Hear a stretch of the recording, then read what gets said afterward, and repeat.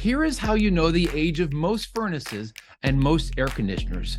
You find the serial number. You identify the third and fourth digits. It's 17, and that is the year of manufacture. If a home seller tries to tell you that, oh, my furnace is 2 years old and it has a 2017 date on it, you now know fact from fiction. Let's do it again outside. Find the serial number, the third and fourth digits. It was made in 2016. Today, I want to unpack a scary security risk to thousands of homes in our region. From 1975 until about 1995, homes here were built with these little buck or these hopper windows. They were cheap. They're about $40 each. They open with a little finger tab or a small tap from the outside.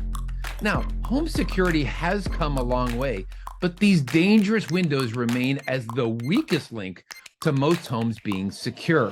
When customers are locked out of their own homes, this is how I recommend that they get back inside.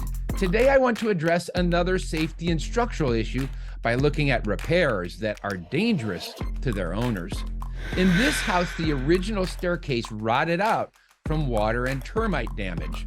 So they called in Uncle Fred, who said, I can build y'all a new staircase, even if it's wrong. So this type of framing is just flat out dangerous, and it could lead to a total collapse of the staircase. Stair stringers should not be sitting on layers of shims and cracked joists like this.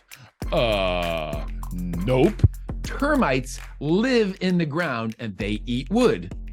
Then we humans build houses made out of wood on top of the termites. And the termites say, yum, yum, it's time to eat. But the termites can't eat the foundation.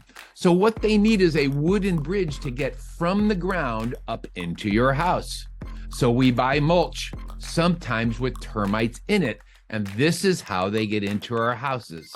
So please, everyone, no mulch up on top of the brick in the front of your house or the siding either. It's just asking for trouble. Let's unpack how to find structural problems when the basement is already finished. If you can get outside, look at the top collar of the foundation and the cracks will show you the truth. The exterior of this house showed a series of torsion cracks as the foundation was being pushed in. 25% of the homes that I view have significant structural problems. And when I ask the owners about it, everything is okay because the repairs are under warranty from a company that no longer exists. Nope.